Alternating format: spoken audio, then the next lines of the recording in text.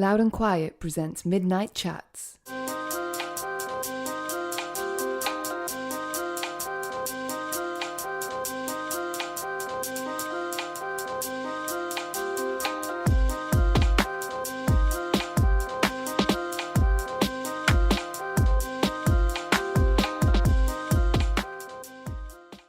Just wait for that car to go past. Hey, there it goes. Hey everybody, welcome to the Loud and Quiet interview podcast. The reason you could hear a car going past my flat then is because for once the window is open, and the window is open because it's been 27 degrees hot here. That's not a sentence, but it's been warm, and so warm in fact I'm wearing shorts, and I think my neighbours will appreciate it. To give you an idea of the skin tone that I work with on a yearly basis, it is below white. It's paler than white, and like a kind of frozen chicken. That's my vibe, and hey, it doesn't work for everyone, but I feel like it works for me. So let me tell you about who we've got on the podcast this week. We've got a bit of a special one because this one was recorded whilst we were somewhere even hotter than London is right now. We went to Primavera Sound, which is in Barcelona. It's a great festival, and everyone should go. Everyone should go every year. It has an incredible lineup, and consistently so. And we're very lucky at Loud and Quiet. We're a partner of theirs, and we work with them, have done for the past 5 years or so. So we go out each year. And this year at the festival, I met up with Angel Olsen, who was playing on the final day, on a Saturday. And she had just arrived from Switzerland. She'd been driving overnight when we recorded this conversation. And we met in a hotel lobby of a hotel called the Princess, which is where all the bands stay. Inside a tip here, there's no security at the door of the Princess. So if you are a fan of bands and you go to Primavera, you can have a little look in there, and you can maybe see someone as famous as Stuart Braithwaite from Mogwai having a Coke. You're welcome. Well, we met in this lobby, and for that reason there is quite a bit of background noise on this episode of the podcast, for which I apologise. It was hard to find a quiet corner to have a chat with Angel, but we had a fun chat. There are some laughs to be had, and we were talking about, amongst other things, Angel's hobby of roller skating. She's very good at roller skating, and also some of her friends who were playing the festival. One of the great things about Primavera, for the bands at least, is that a lot of their mates tend to play at the same time. For Angel, that includes people like Mac DeMarco, Kevin Morby, Alex Cameron and Whitney, all of whom get shamelessly name-dropped within our conversation.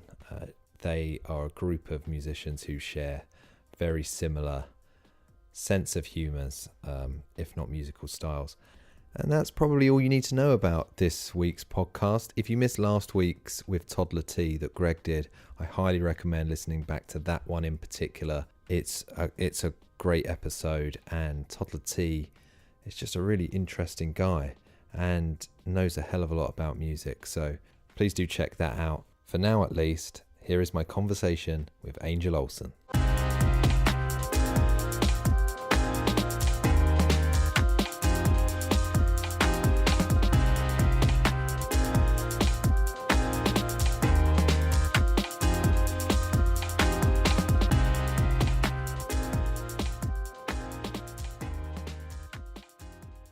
Last night was the first night that I was pretty sober for the show, so I was like, this is a sober festival show. And then I had a little bit of wine on the bus and then went to sleep.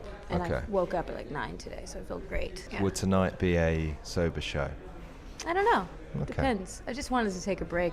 Yeah. We've been on the road for a long time. I might run, might do some exercises.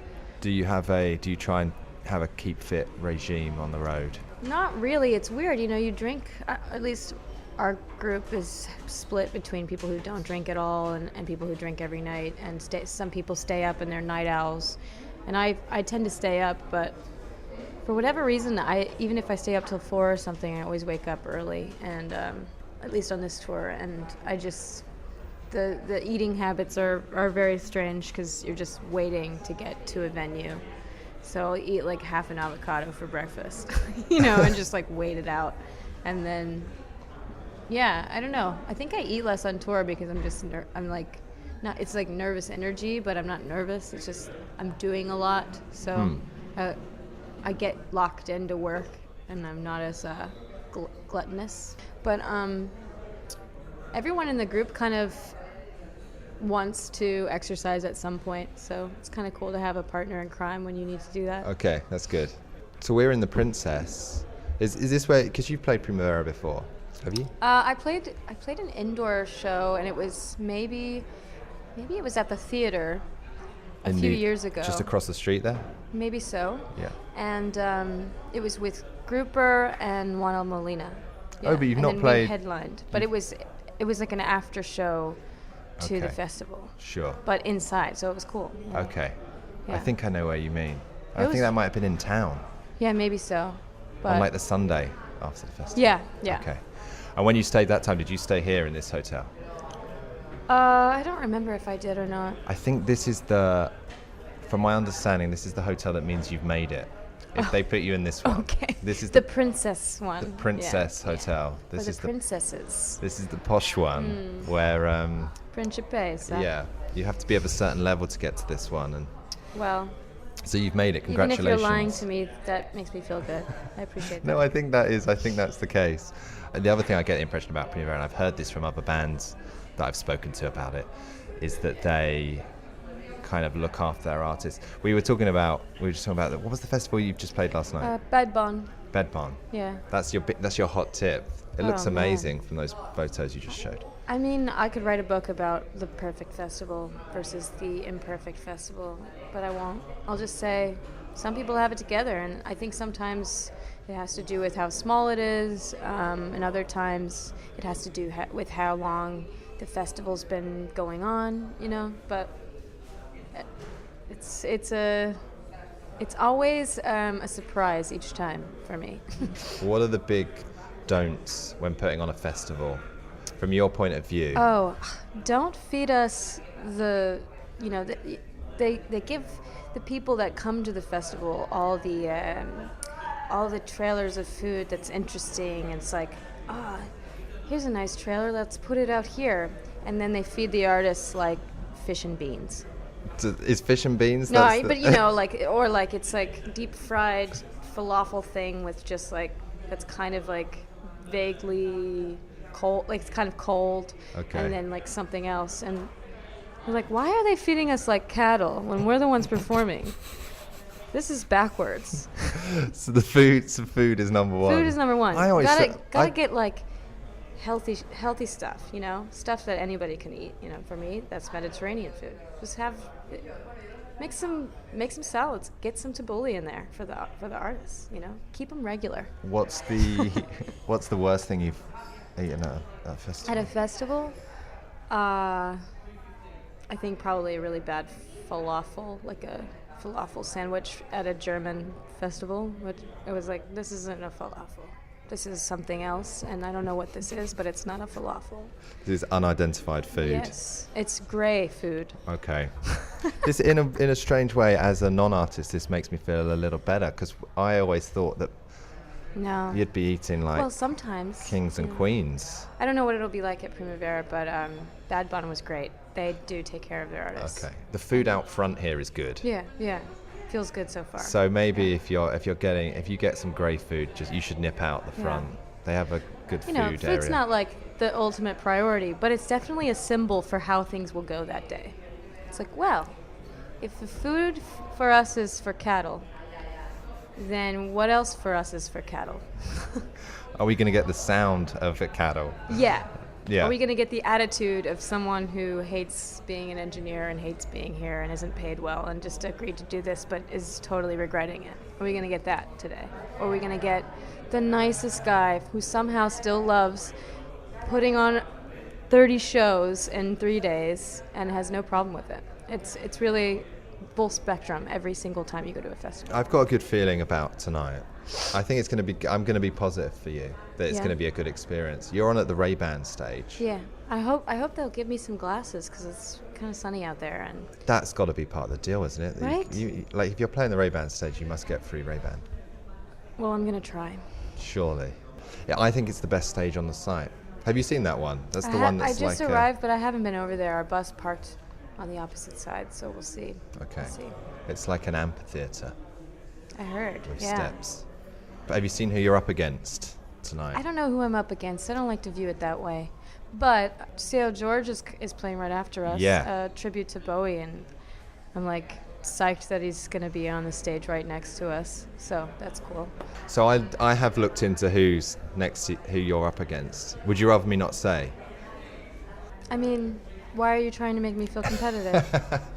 Well, I was going to ask you, do you generally, when you come to a festival, do you look into that, or do you just think, No, nah? I never look at the schedules. I had to look and see what day it was today. I didn't know.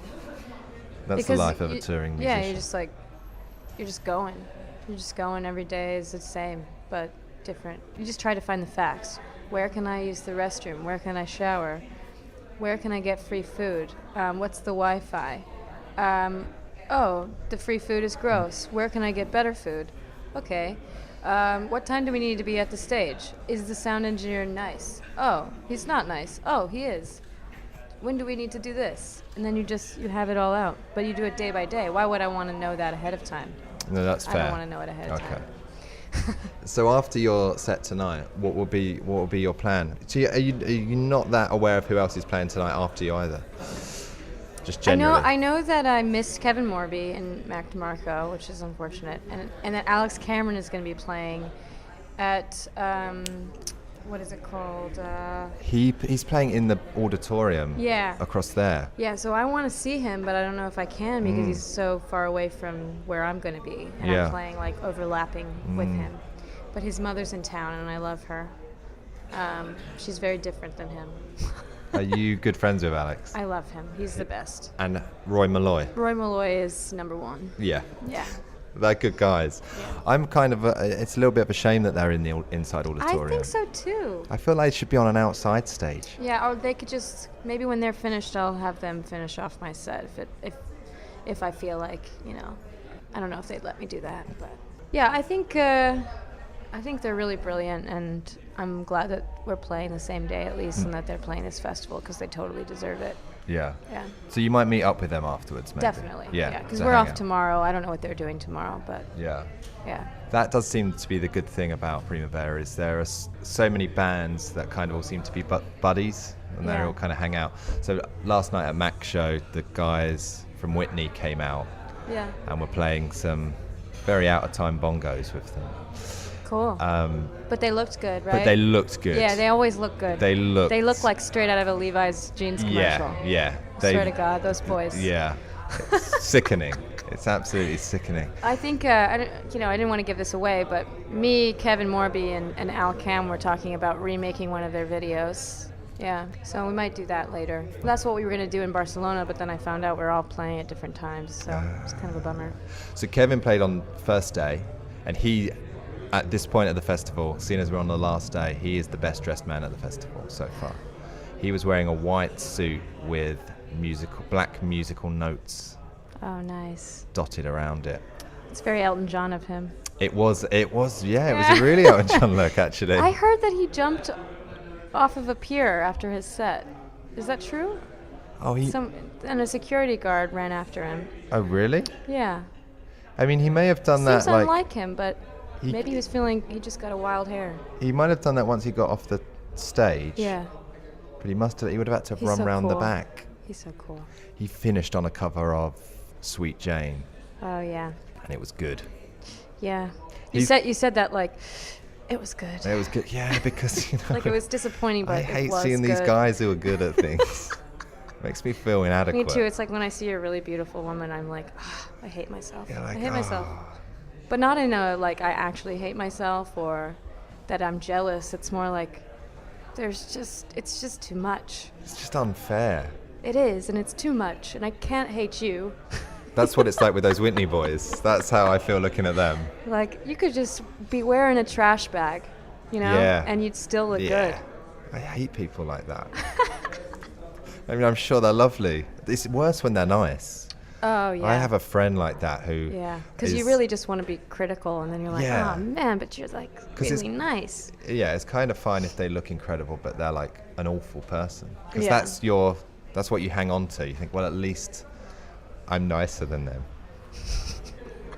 So Kevin's been the best dressed. Cool. And Mac DeMarco's drummer didn't wear anything. Oh, well... Not surprised by that. I think he must have snuck out on a towel, like in a towel with a towel wrapped around him, because there was a towel on his drum stool. But there was a great reveal, maybe like it was during the first song where the camera panned around the back of his kit to reveal that he was completely naked. He had a hat on.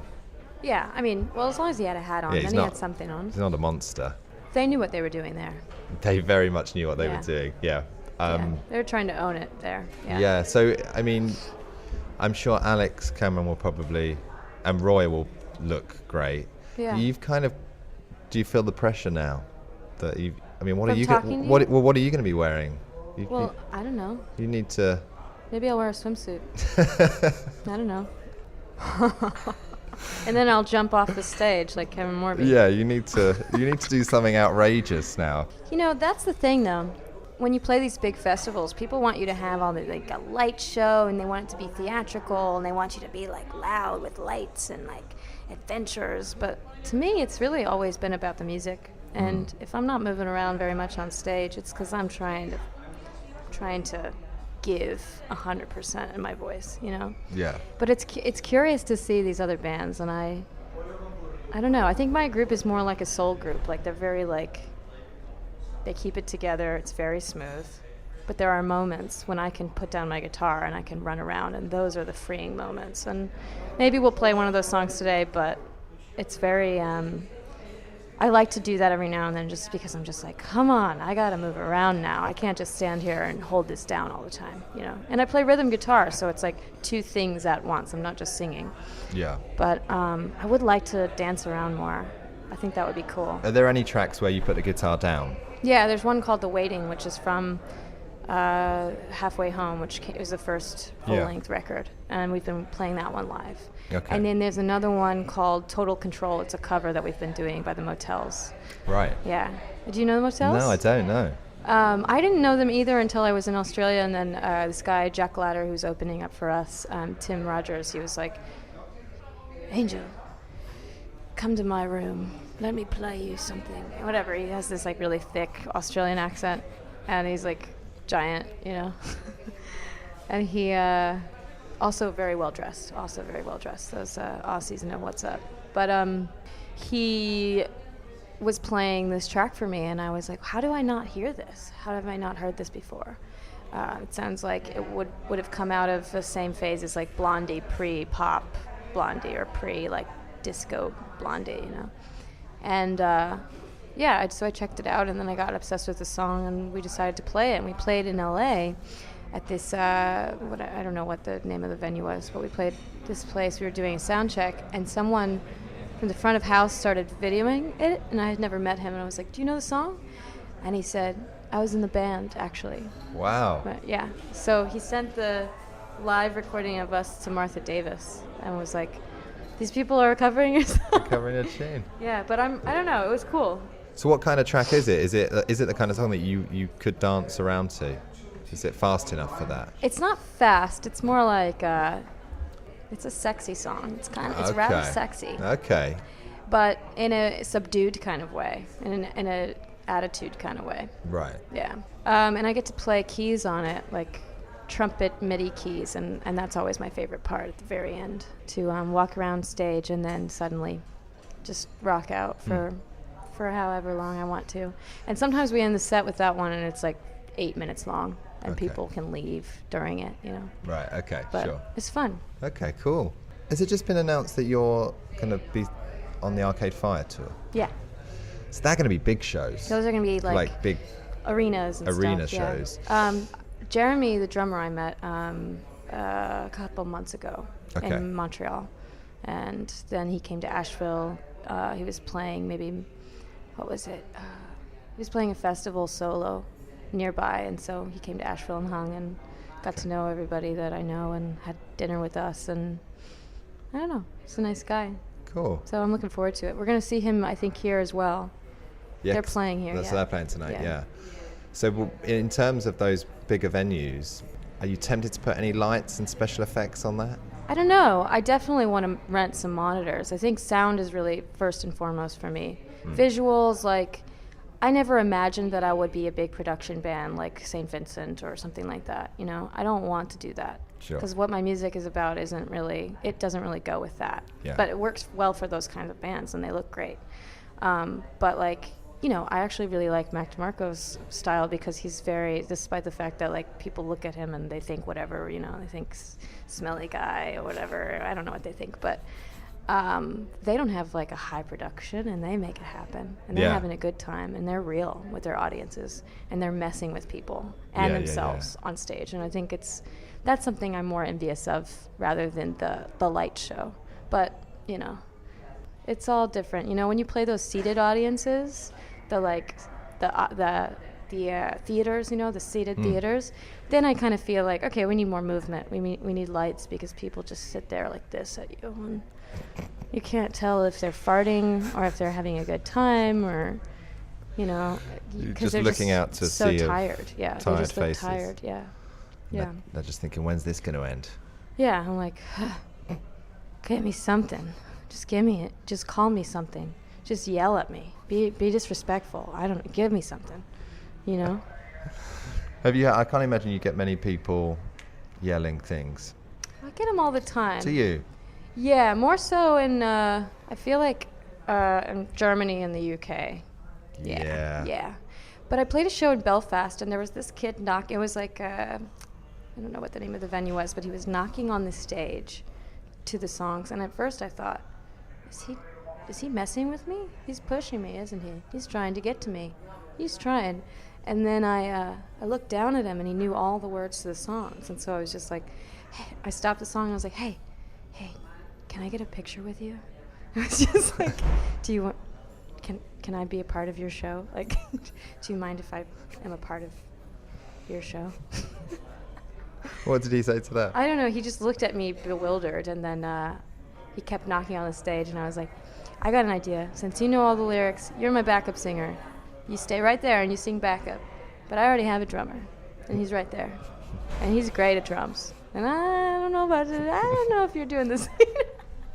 But he played along with it. We took a pic. We stopped the show to take a pic, and he sang with me, and I looked at him, and I high-fived him. You know, like... Okay, yeah. But in a situation where you're not connected to that person, and you're like at a big show and they're far away and they're trying to be clever, you can't tell if they're enjoying it or if they're like what they're saying. If they're saying like, "This sucks," or "Oh my God, this is amazing," because it gets lost in the faces.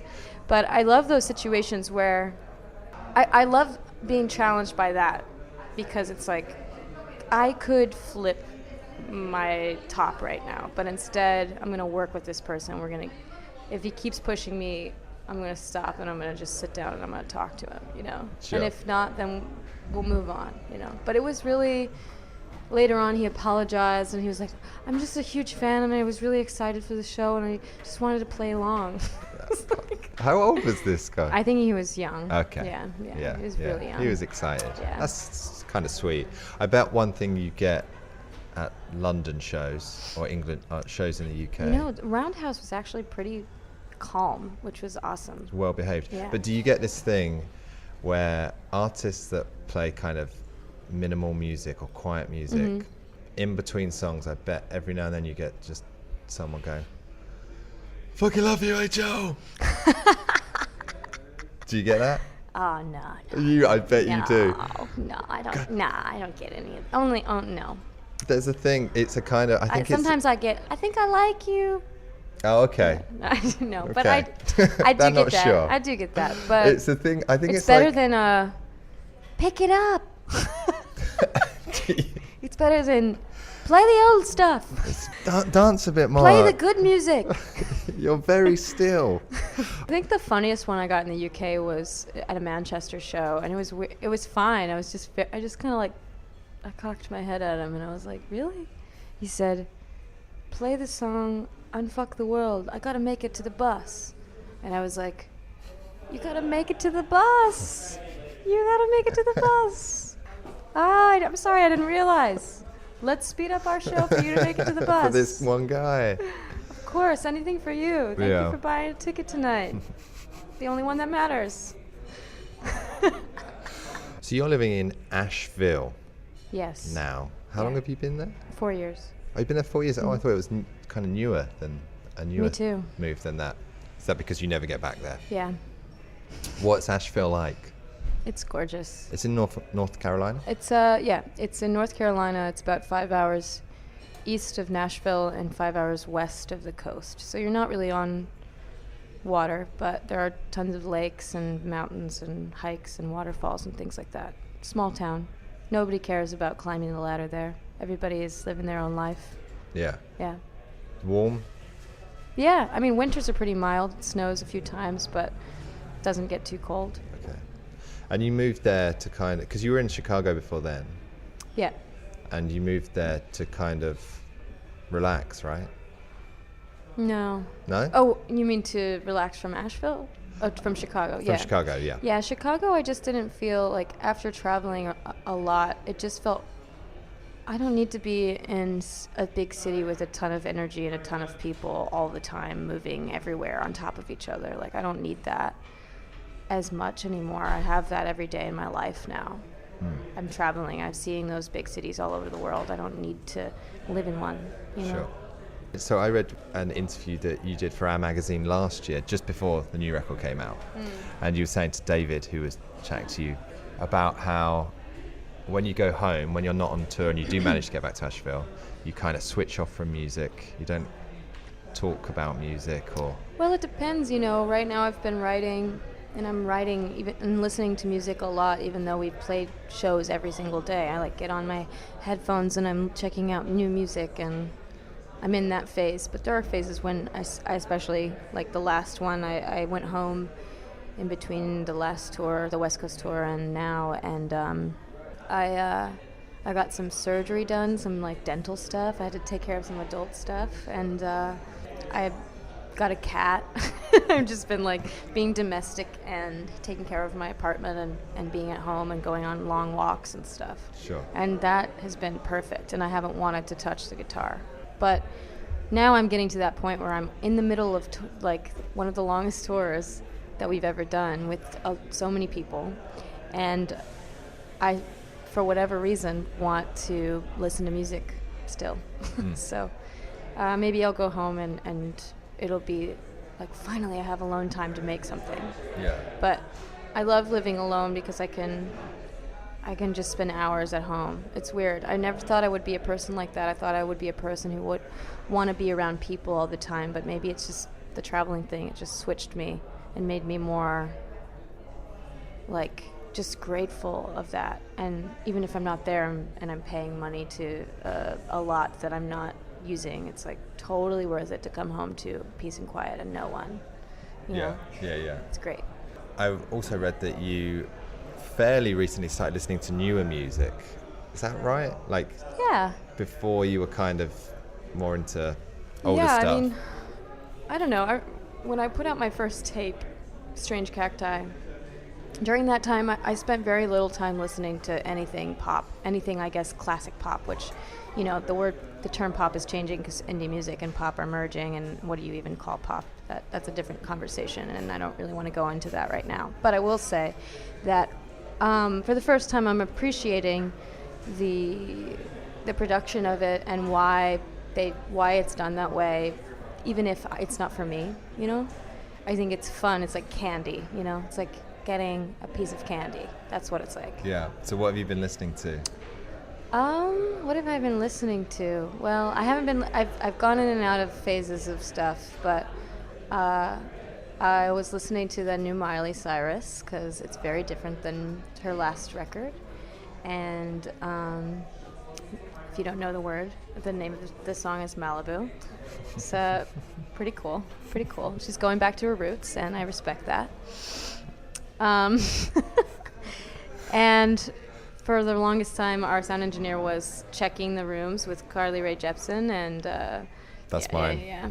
And and then eventually you're just like, I know this song like the back of my hand. Which song was it? Or, I Really Like You. Yeah, that one. Yeah. And then he switched it to a different artist who sings, what is it?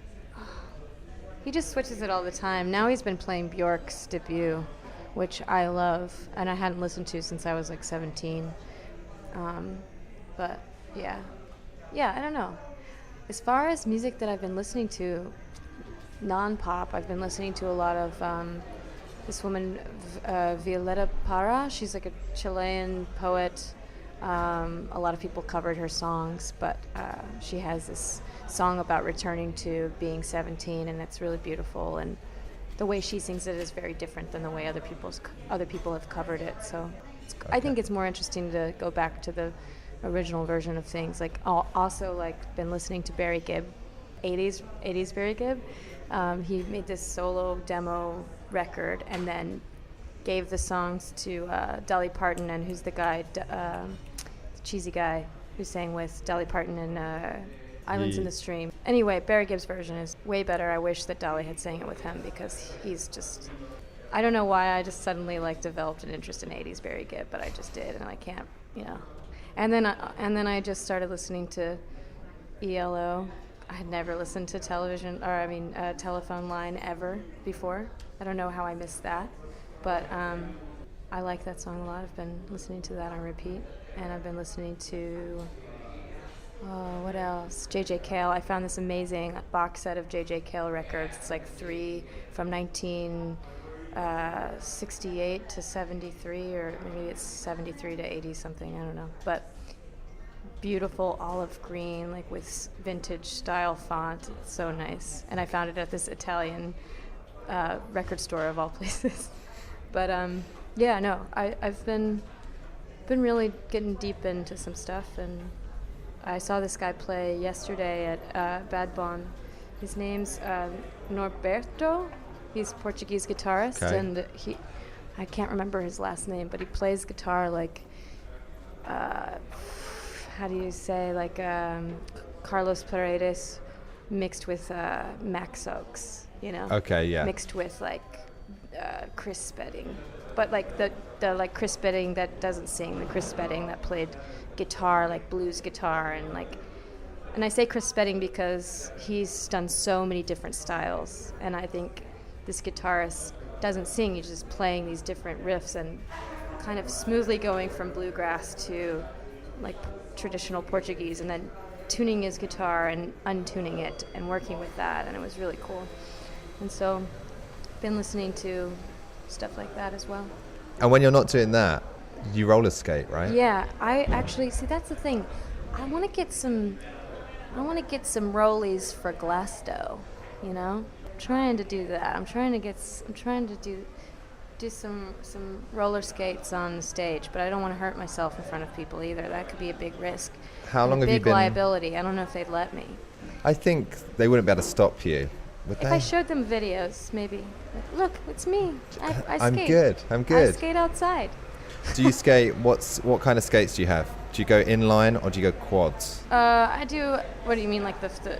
Do you do like the two, yeah. two and the two? Vintage ones, or, yeah. You don't do the inline rollerblades. Nah. No. I did when I was a kid. I used to play street hockey as a kid, and then the change happened, and I stopped. I was great at defense, and so I got good at skating because I played hockey outside with a bunch of boys, including family members and cousins and stuff, and girls too. But we got really good at it, and then and then I became a girl, and then I gave it up, and then I would secretly skate still, but I didn't play hockey as much, and developed interest in other things, obviously. But Now I'm just kind of like, well, maybe I'll play street hockey again. Maybe I'll do that again. Yeah. Because I put on a pair of roller skates and went to a roller rink just to do it one day, just to see what it was like. And it was the best sober thing that I could have ever done in my whole life. Like, kids doing the sock hop. And in Asheville especially, there was this one, the one that I shot my videos at, called Tar Wheels. And and it's just like stuck in time, like stuck in the 70s. The lights probably haven't been changed in years, like same signage and everything. And you see these all sorts of people and live in Asheville, you know, creatives, hicks, you know, just all kinds of hipsters and scenesters, but then also retirees and you know, so it was an interesting scene. And when I would go, I'd go and listen to music on my headphones and just skate in circles. And one day I saw this guy in a wheelchair just sitting there, and one of the employees came up behind him and rolled him around. And I thought it was the sweetest thing. I was like, this is why you skate, because of stuff like that, you know? It's just like simple happiness. And it doesn't require anything from anyone. You're just happy, and everyone else is happy. They're having a good time. Just They're the flying. joy of skating along. Yeah. So when you skate, do you skate at rinks or do you skate out to the shops? I skate at rinks, you know. Do you ever skate to the shops? No, I don't know if it'd have to be a smooth gravel road, like a freshly paved road. That's what happened in my video. I found this like one street that had just been paved, and I was like, this could be amazing, or I could really eat shit. But it ended up working out, and I didn't, you know, I had some people there to help me if I fell, so that's okay. But yeah, on the last couple of tours, you know, talking about David Bowie, and the reason why I even am obsessed with skating is just that's when I, for the first time, really listened to David Bowie, is when I started getting back into skating. And it made sense to me, especially the disco stuff coming out in the 70s, why it was for skating rinks and why it sounds so good there, because it's like, it goes well with skating. It goes well with flying, you know? And I went to this David Bowie like memorial in LA when we were recording, just to take a break, and everyone was dressed up like Bowie from a different era, and it was like a clown's funeral procession. Everyone was like, there were so many people there that people could hardly skate, and everyone was dressed up. It was the most amazing thing that I'd ever seen, you know. Well, at least I know that sounds fake, but you know, for David Bowie, in relation to David Bowie. Yeah. So, yeah. Have you seen the video, Cliff Richard video, Wired for Sound? No. I'm going to leave you with that. I'm just going to leave you with that. I'm going to look it up. Information. What is it called? Wild for Sound? Wired for Sound. Wired for Sound. That's that English accent that I. Mine's quite. Tired. Wired for Sound. For sound. Wired for Sound. Yes. Check it out. I think you'll like it. It feels like it ticks a lot of boxes for you. Cool. Cliff Richard. We'll see, and then I'll see what you think about me by that statement. I'm confident with that. All right. Okay. All right. Me too.